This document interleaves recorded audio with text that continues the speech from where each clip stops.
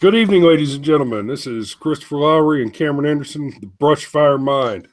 We are here tonight to do a quick live reaction to the State of the Union address, and we hope you enjoy what we've got to say. I'm in chats over here with the viewing audience, and I've got the Twitter feed running with all my favorite pundits and everything they've got to say. So we'll go ahead and get started. Cameron, you were just talking about how Obama waved his magic wand and fixed the gas crisis. Yeah, it was just a little quick, like one-off note that I wrote that I just thought it was kind of funny that after years and years of, presidents can't just magically make the gas get better. As soon as gas goes below $2 a gallon, he's going to take a victory lap for it. And what's really kind of funny about that is that was all bookended by how much he talked about the new energy and how dirty traditional energy is. He used that phrase a few times where he referred to traditional energy as dirty and unclean.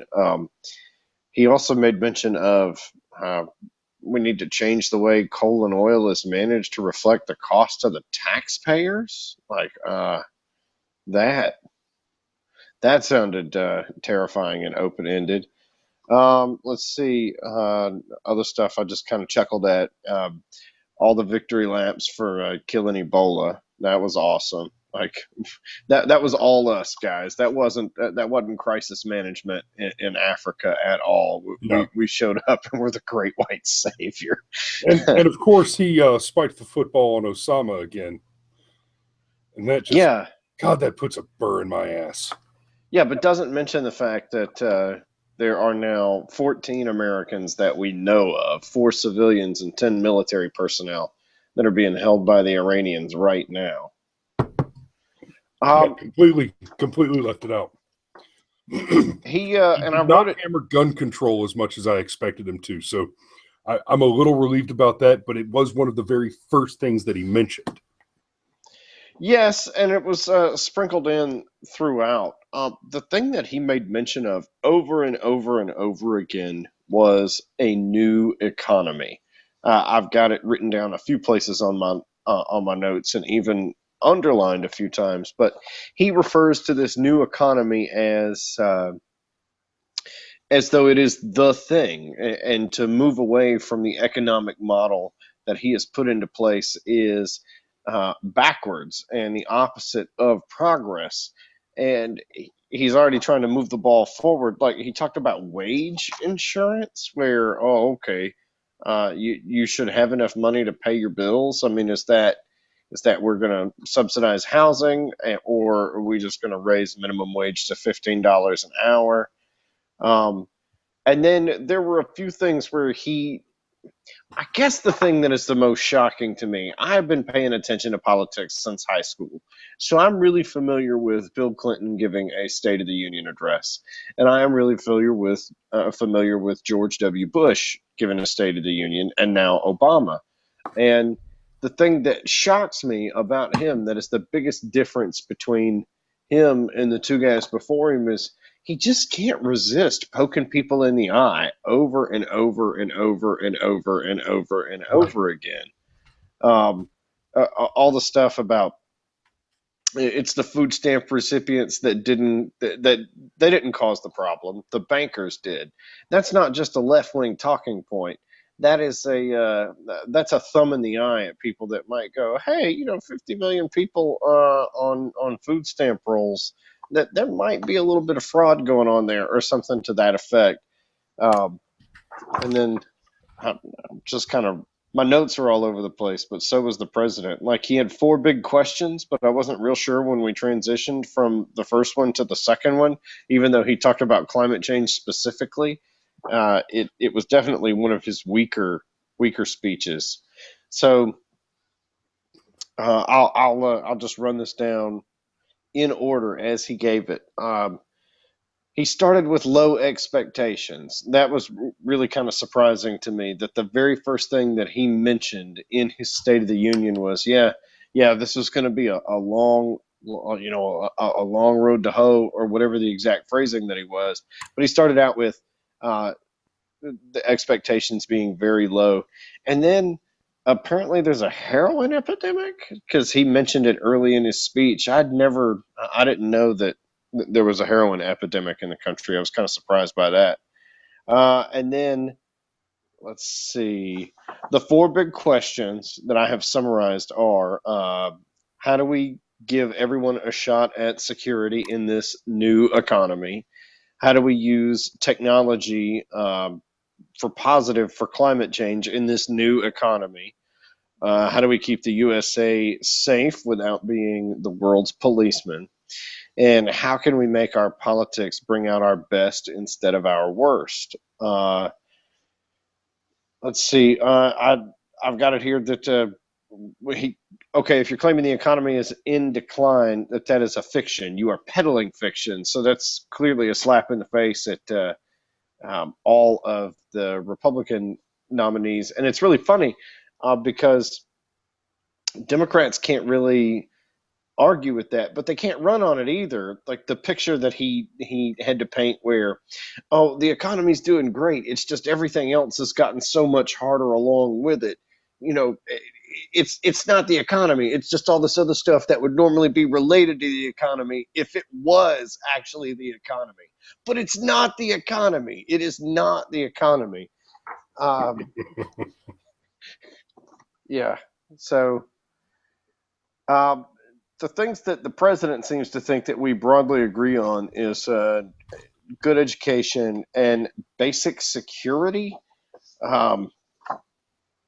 Now, the good education, okay, I'll agree with that on its face, but when you start offering pre-K to all and giving 2 years of community college to everybody for free, first of all, pre-K ain't free, and community college ain't free. Neither is any other education, though.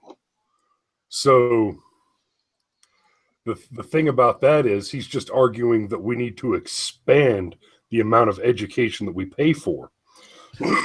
Yeah, we already pay for 13 years of education, and most states have very specific laws on the books where you're going to be there for at least 10 of those 13 years, or it's illegal. So The amount of it. yeah, what we need to do is have more people. Excuse me, more time in school. That'll solve the problem.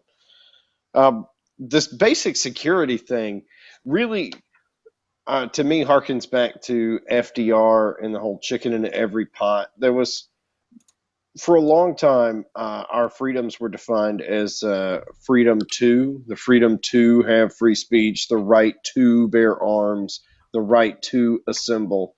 You have the freedom to do things.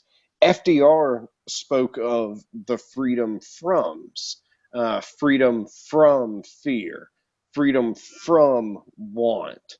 And those are two completely different things. One is the freedom to go out and do what you want to do, and the other is not really freedom, it's security. Okay, you have security from want, you have security from fear. And what Obama talked about with his security is, in a lot of ways, the freedom from that FDR mentioned, because you give people basic security by expanding Social Security and expanding Medicare, and then wage insurance. And we're back to that again, but that's part of that security. And again, he mentioned the new economy in this part of his speech several times. I've got that underlined here. He mentions the moon and all of the amazing things that we did. Yeah, Russia got to space before we did, and then we lapped their asses and went to the moon and back. But he leaves out the fact that he cut the hell out of NASA's budget. And then I happened to just notice and make a note of it.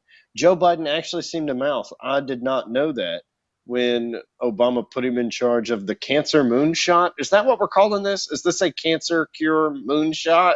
That almost sounds like something out of a comic book. Right. Speaking of comic And books, I love that Obama basically turned around and looked at fucking Biden and said, "Oh, by the way, this is a order. You there? Go cure You, Go you cure important guy that works for Get that me. done. Go cure that disease. Make that happen." Yeah. You, the fucking Oh, you, Mr. Fucking Gaff Engine, aren't sharp enough to put two sentences together without sticking your foot in your mouth. Yeah, you go cure cancer. You do that. I haven't had a chance to Google this, but I wrote it down because I did want to play with it and look at some stats. But it's lonely to debate climate change because 2014 was the hottest year on record until 2015. And yeah, I'm Googling that all over the place because if that were the case, we would never hear the end of it. Like Right. on Facebook, most of my conservative friends have stopped sharing conservative stuff on Facebook because it's really not going anywhere. But a lot of my liberal friends didn't get that message, and they still share all their Black Lives Matter, I love Bernie Sanders bullshit. And I haven't seen a damn thing about these stats popping up. That's the sort of thing we've all got at least one or two friends on Facebook. Man, we'd have been smacked in the face with that stat over and over again. I'm predicting now that that's bullshit.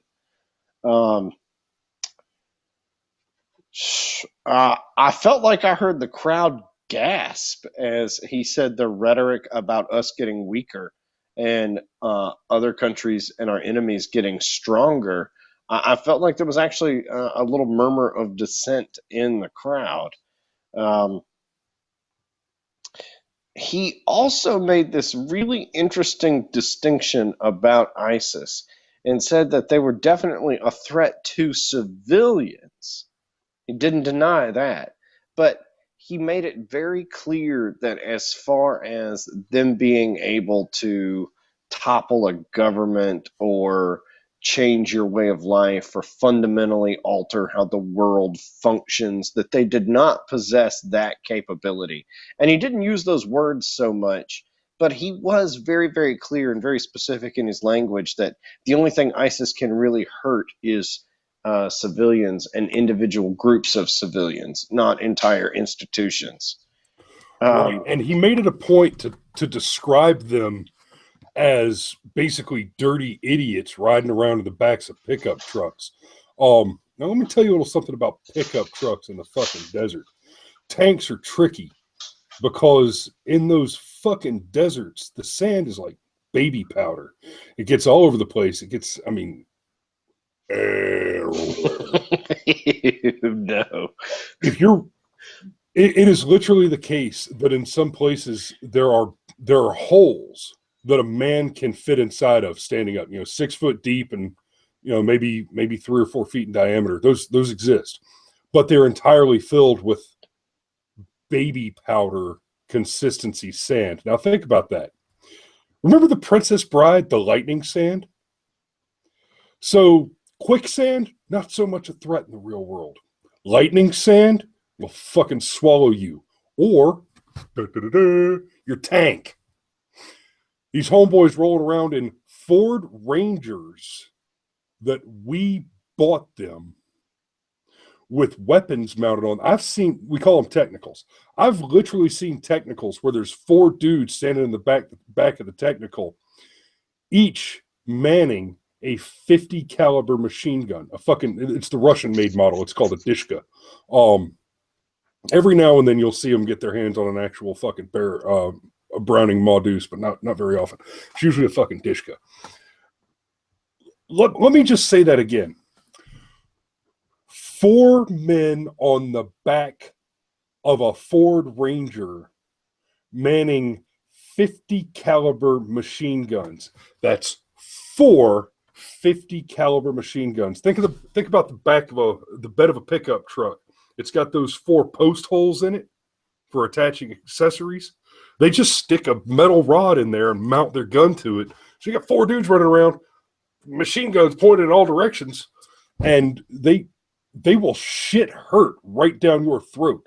So to try and minimize the threat that those creatures are is absolutely absurd. Not to mention, they're in possession of a substantial amount of U.S. military hardware above and beyond those little pick-em-up trucks that we bought them. So for Obama to have the gall to minimize the threat perception of what these creatures are, for one, even our most actively vocal military advisors, I'm not hearing the phrase amorphous warfare, and that's a conversation that needs to be had. We've been fighting asynchronous warfare. We've been fighting that for several years, but not amorphous warfare. The amorphous is a serious problem. The ISIS state, the Islamic State, we're talking about an entity that has a constitution, a system of laws, their Sharia. They have their own money, they have their own magazines, they have their own help support line. They have all of this in a structured format that is utterly divorced from their physical location, which means that even if we could get our president, our fucking commander-in-chief, to sprout a sack and conduct an active war against a very threatening enemy, we could destroy whatever land they're on. We could render it into a lake. But the Islamic State is an idea perpetrated by a group of people.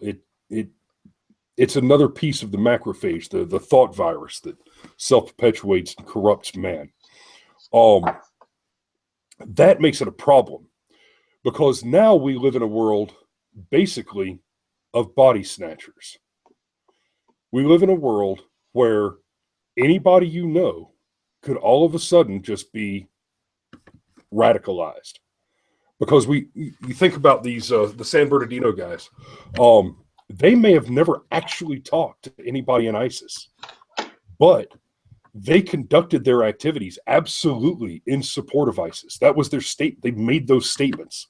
We're doing this because we are supporting this organization. We have decided that whether or not they're even aware of our existence, we are supporting these people.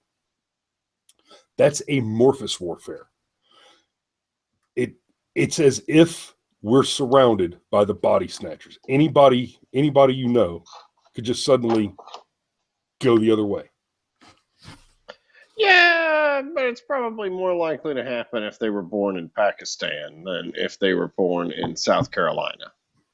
Yeah, and it's more likely to happen after they can. If they were born in South Carolina, it's more likely to happen to them after they convert to Islam. If they do. No, you can't do that. That is backward thinking. I'm glad you said that, because that segues into the final thing that I have, and that's the fourth and most important question from the president's speech. How can we make our politics bring out the best in us instead of our worst?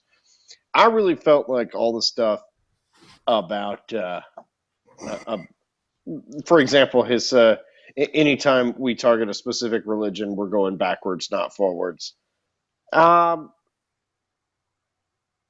all of that was like throwing shade at Donald Trump. Every bit of it.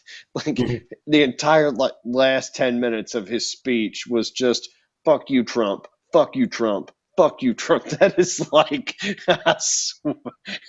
it was almost uncomfortable to watch. It really was. Donald tweeted where'd it go? But you can't mention that. You can't mention the fact that I think that I read today that there were 452 confirmed suicide bombings last year, and 450 out of 452 were Islamic. So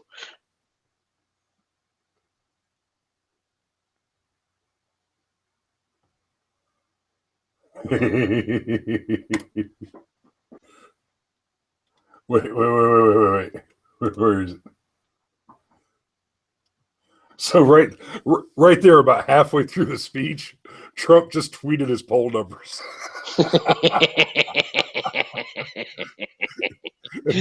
This is 43 minutes ago.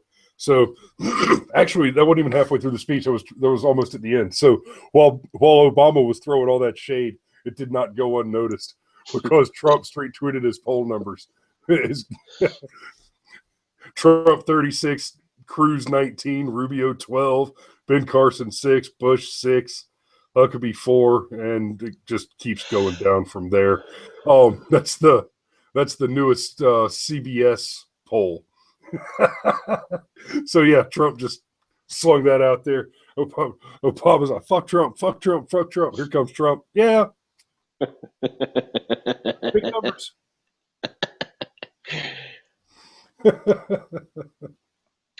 You know, we laugh and we talk about the things that the president said in the speech, but liberals have been pushing this this universal health care concept for a century. I mean, you can go all the way back to progressive Republicans that pushed for universal health care, and it finally happened with Obama.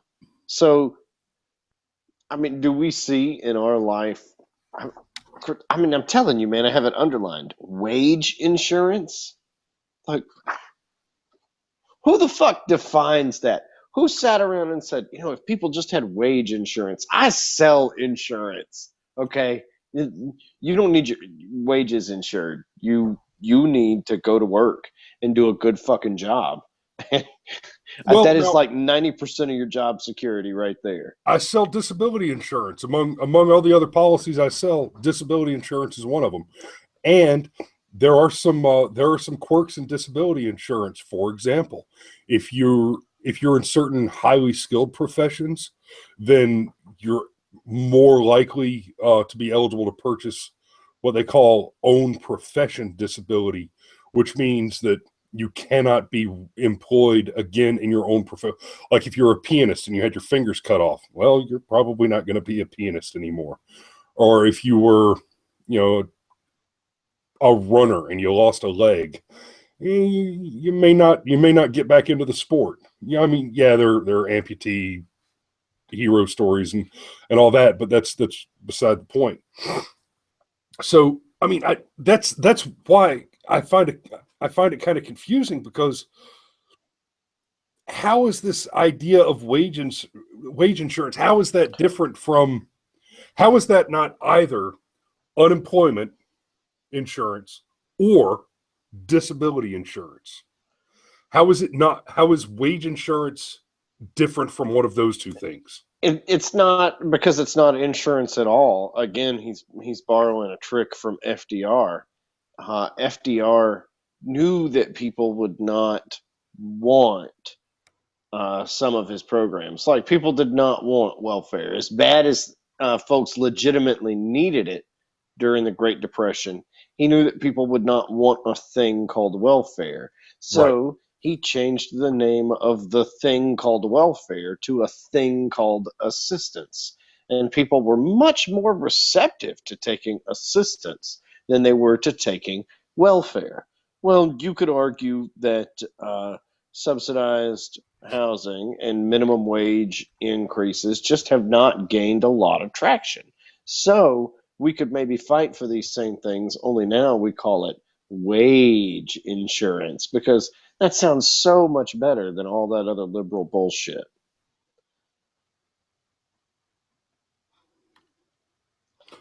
Yes. Seriously though, man, toward the end of the speech, like, it just got very uncomfortable. I had a hard time paying attention because, like, I could just picture about 38 minutes after Obama leaves office and Trump starts signing orders, that he's just gonna be like tearing the filters off cigarettes and sucking on them while he's smoking the unfiltered butt. I mean, because Trump will just be like, "Yeah, fuck that. Let's add a wing to Gitmo. Let's do that. Let's make it bigger. Maybe I'll put a hotel there later." I mean, look, brother, I can't do this long, but I just wanted to hop on and give you the notes. Steve wasn't here to write down the notes and give them to you. So I tried to fill in, but that was, man, for a guy that's all talk and no action, even that was pretty sad. It really, really was. Okay, so I just before we cut it out, I want to tag a couple of PolitiFact Truth-O-Meter ratings. Apparently, Democrats have lost over 900 seats in state legislatures since Obama has been president. That's hilarious. Okay, so PolitiFact rates the statement, "We've cut our deficits by almost 3/4" as mostly true. Yeah, well, yeah, he was in his first year in office, he was running deficits of about $1 trillion. So when you cut them by 3/4 from $1 trillion, you can still run a $200 or $300 deficit. And I mean, yeah, it's some of that funny math. Compare them to George Bush's average deficit, and it's a joke. But that would mean like Politico actually did some reporting.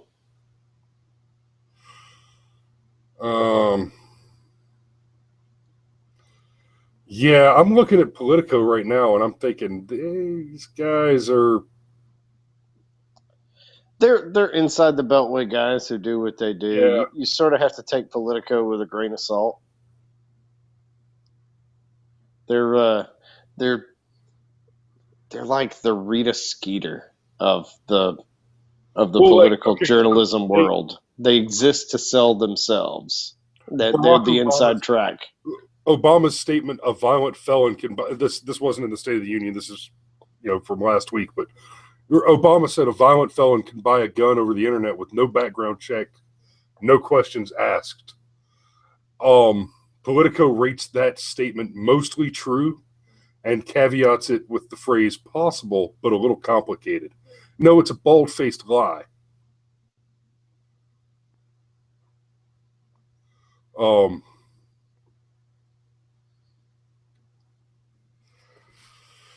Yeah, I'm pretty much convinced right now that Politico is,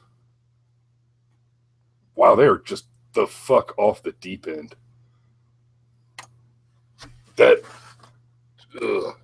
See, okay, so we cut our deficits by 3/4, and I know you don't want to stay on for too long, but give me a few minutes to catch back up.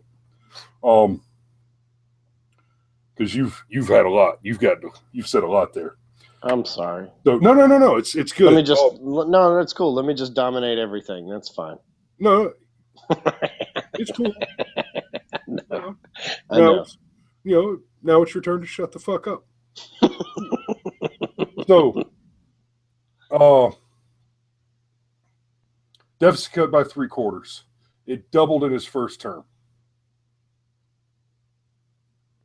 No, it was his first year in office.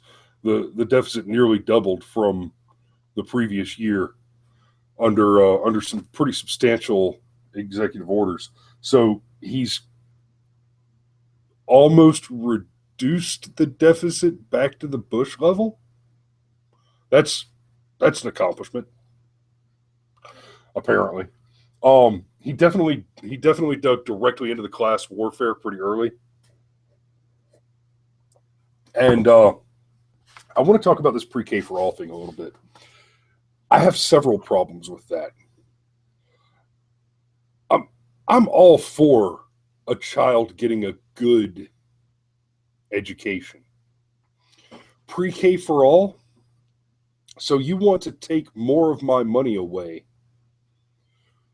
for the purpose of taking my children away earlier and use my money to more aggressively and further diminish the influence of the parent on the child and remove the child from the family as early as possible, because God forbid they learn faith from their family, or they learn their morality from their family, or I don't know.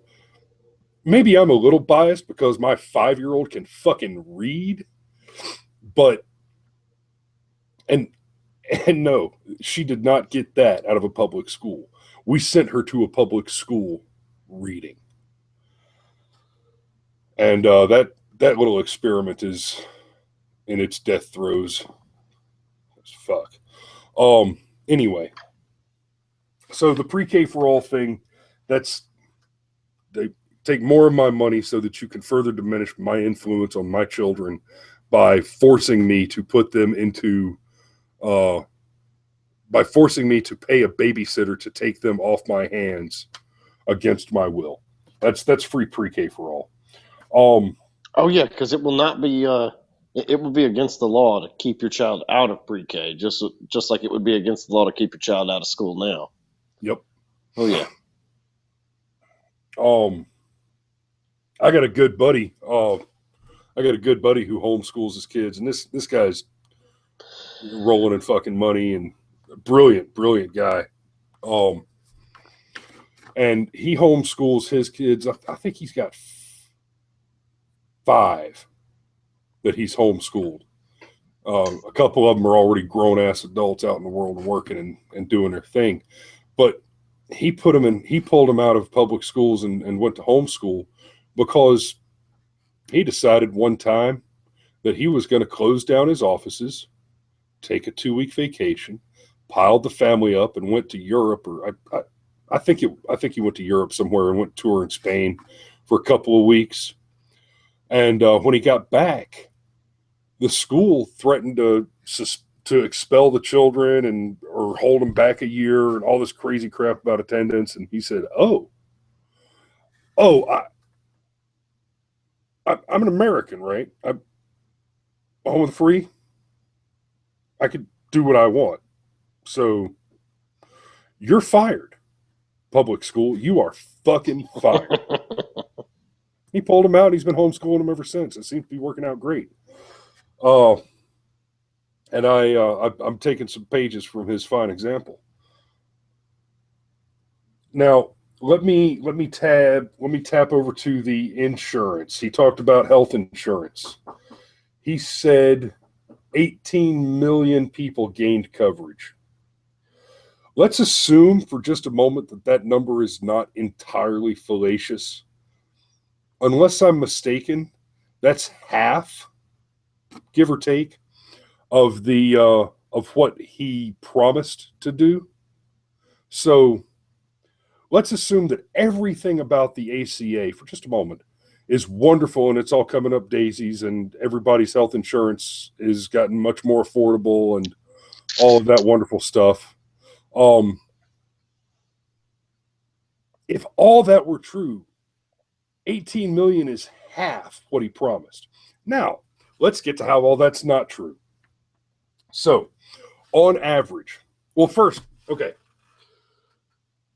the rich people, all those evil, dirty, nasty, stinky fucking rich people, their health insurance costs, their insurance costs did not go up substantially this year because they were buying what are called platinum plans. 90% coverage, high monthly cost, low deductible. And by low deductible, when we say low deductible in 2016, we're talking about $2,000 deductible. Yeah, because that's what middle class families can afford is a $5,000 fucking deductible. I would like to point out that as recently as 3 years ago, if I sold somebody a policy with a $2,000 deductible, it's because they could not afford to purchase health insurance at all and just wanted something. The $2,000 deductible 3 years ago was that was what we would think of now as the $6,500 deductible bronze plan. That was the high deductible. In fact, that was the high deductible that qualified you for a health savings account. No longer true. So he said that he also said that healthcare costs are slowing.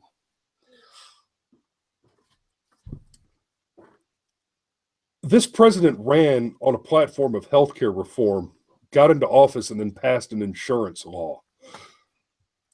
even the conservative talking heads, even my favorites, fucking Neil Bortz, Rush Limbaugh, Herman Cain.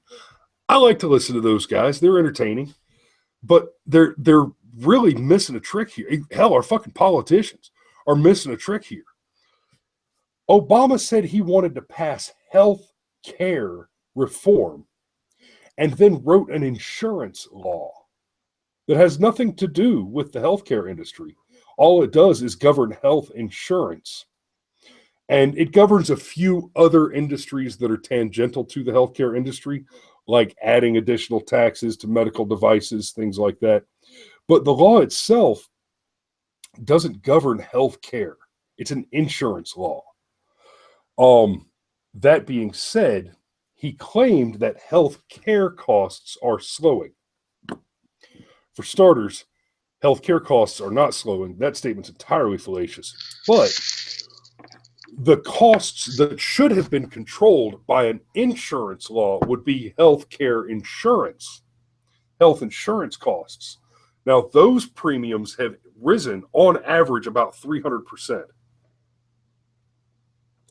And that's not a statistic that I pulled off the internet somewhere. That's of my several hundred customers, about 80% of them saw between 300 and 500% increase in their monthly premiums this year.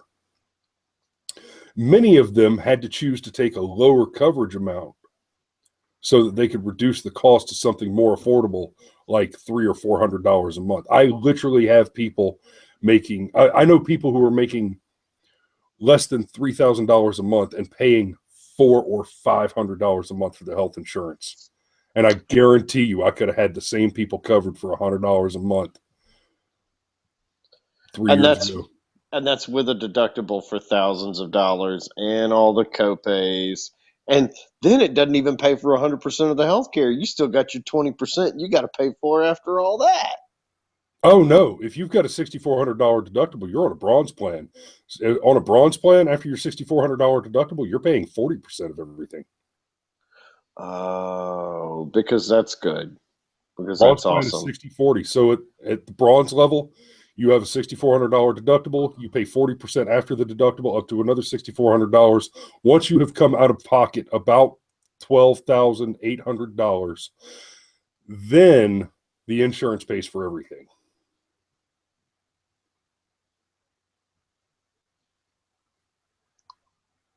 Which is not to mention your monthly premium, which for most people is at the bronze level for a single individual is a minimum of another $1,200 to $1,300 on top of that $12,800 that we just discussed.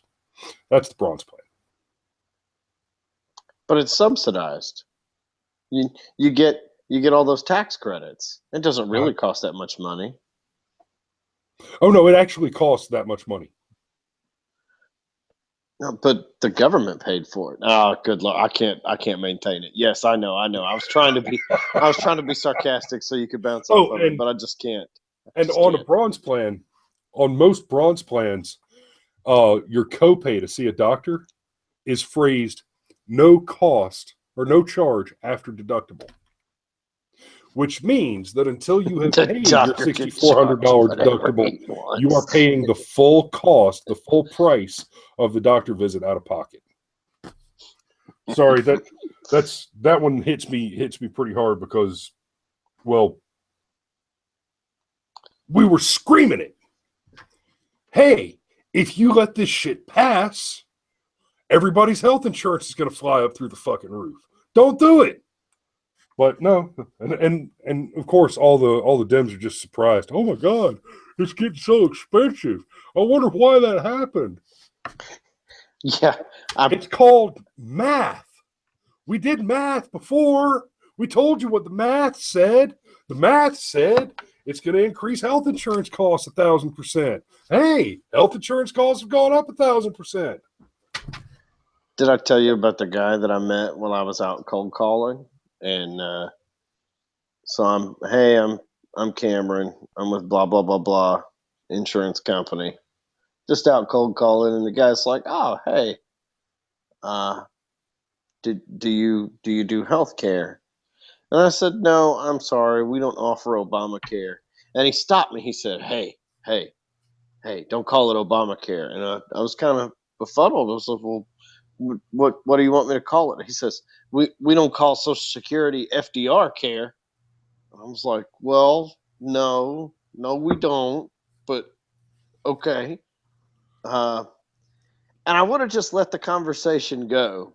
But then he voluntarily says to me, he says, "Look, this is not what I voted for." And I was like, "So you did vote for Obama?" And he said, "Yeah, I did. And this was not how it was supposed to be. This is not what I voted for." And I just walked away because I don't know, I might Because want to sell him some insurance later.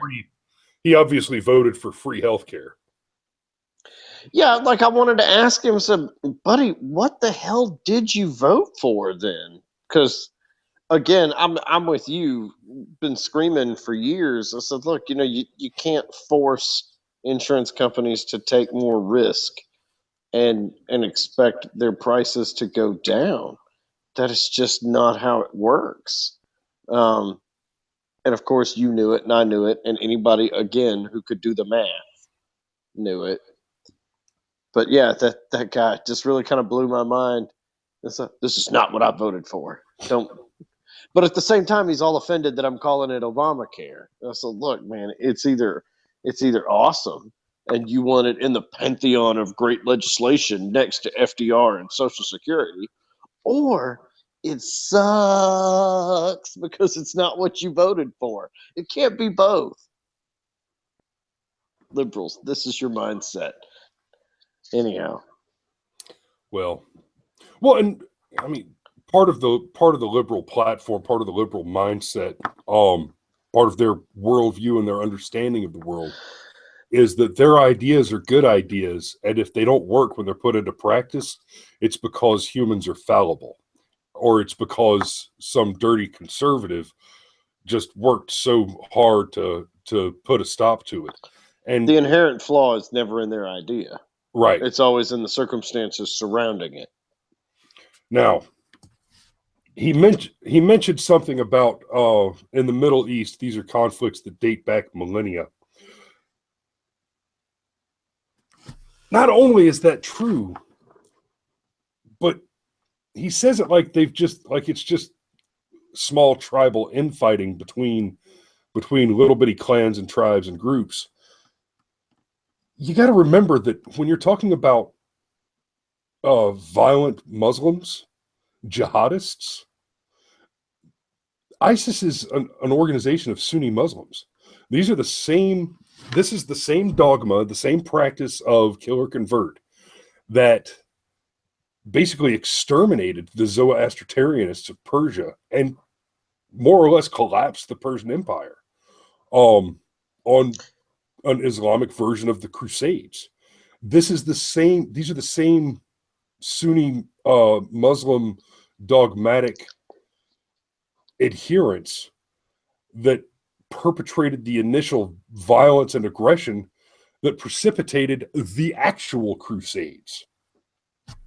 It's not just that it's conflict that's been going on for millennia. This exact kill everybody objective has been a part of their dogma since the inception of their religion. Ever since Muhammad was run out of town for being an abhorrent criminal, just like the Mormon guy, and then came wandering out of the desert with his magic underwear or whatever he had his fucking. The Mormon guy was a weird beard child molester? Hmm? The Mormon guy was a weird beard child molester? Have you and I not had the conversation about Mormons and Muslims? No. Oh. Okay. Let's have that conversation on a different show. But do me a favor. Read up on the history and the story of Muhammad, and read up on the history and the story of Joseph Smith. They're really the same guy. Very similar stories. They were both basically run out of town for abhorrent crimes. I mean, the stuff they were accused of, it's nasty. And they ran away into exile and then came back and claimed that God spoke to them and told them that they were supposed to found a new religion that put somebody else in, that made Jesus less important, and put prophets on earth and named blah blah blah blah blah. Both doctrines include a lot of violence, a lot of kill or convert. Until they burned all the books of Mormon that contained the passages back in the, I want to say it was the late 80s, early 90s. The Book of Mormon said that blacks are black because God burnt their skin so that you might know them for the sinners that they are. I mean, that, and of course, Islam has a lot of that very dogmatic racism. And both religions, obviously not the friendliest for the ladies.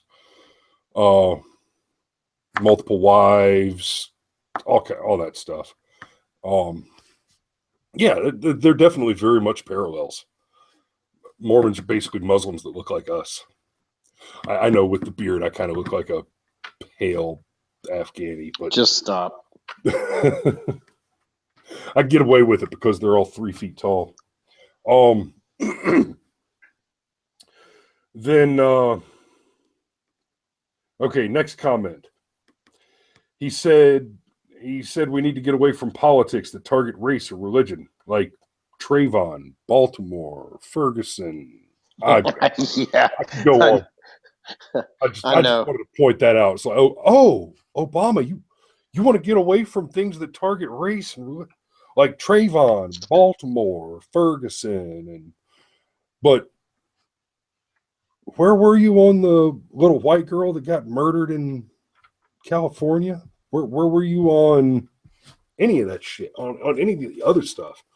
You know, where was your outcry when shit? Did he even make a comment on the fucking Marines and sailors that were murdered in, what was it, Kentucky? Did he even?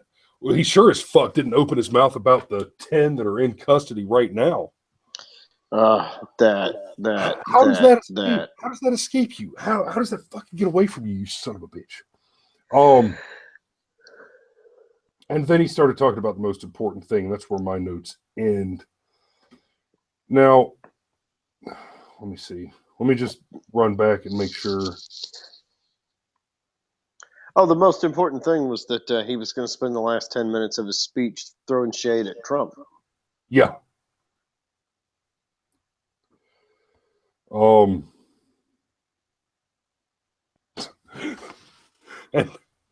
And we have the strongest, most durable economy, the longest streak of job creation, job growth. No. What? Oh man. I mean, I think we're pretty. I think we're all pretty clear that the sudden whole point drop right before Election Day in 2012 was, I mean, it could not have not been fallacious. Well, no, I mean, all you got to do is quit counting people once they give up looking for full-time jobs. No. Even that doesn't get you a full point drop overnight going into an election.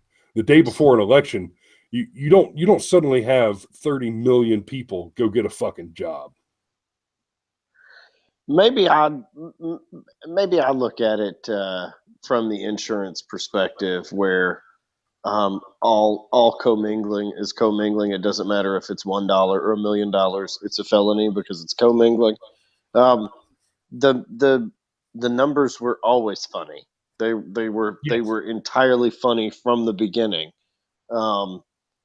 Yeah, sure. They started out high. They were high so that Obama could say forever and ever and ever that, oh yeah, man, 8, 9, 10% unemployment. That darn Bush. But I cleaned the mess up. So, I don't know, for the numbers to go from being funny over here to being funny over there. Like, I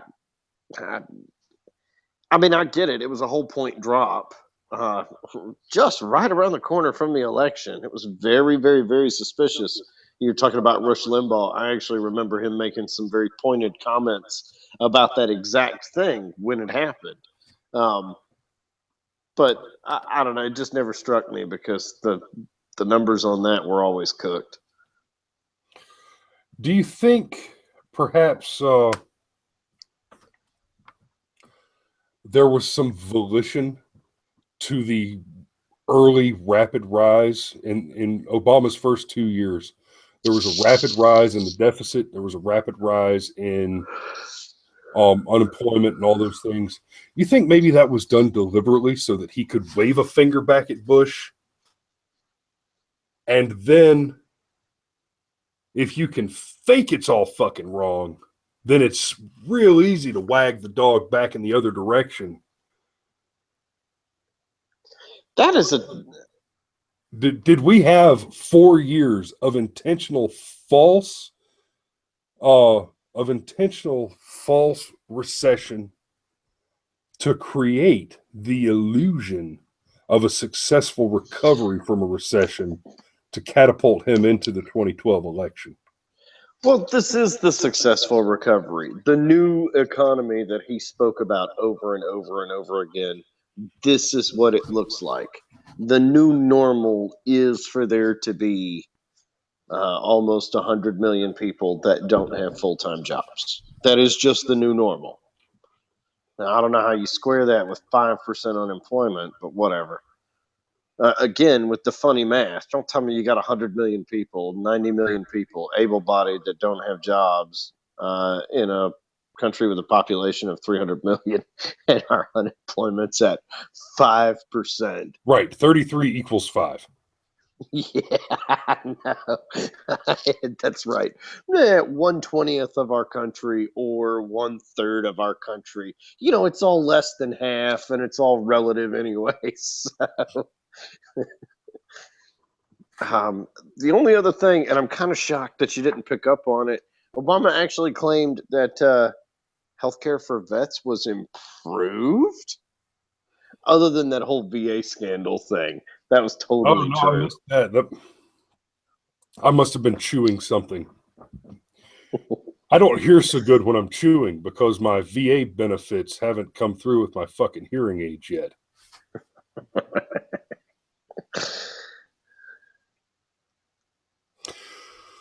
Yeah. Anyhow, brother, I have to go be one of them damn. You got to go and adult your adults all day tomorrow? I do. I have to go act like a fucking conservative Christian with a job that's got some narco libertarian capitalist leanings and go make some freaking money tomorrow.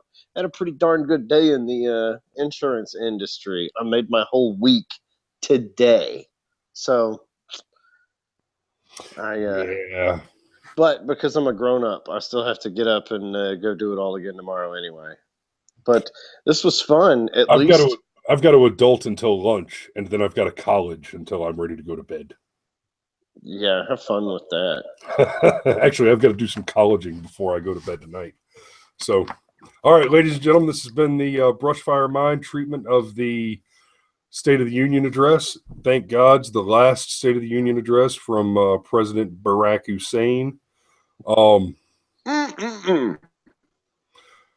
That feels good to say. Let's just for a moment. Hallelujah. Okay, and we will see everybody again on Friday night at 2100. Don't miss it. We'll be here. Witness. Witness.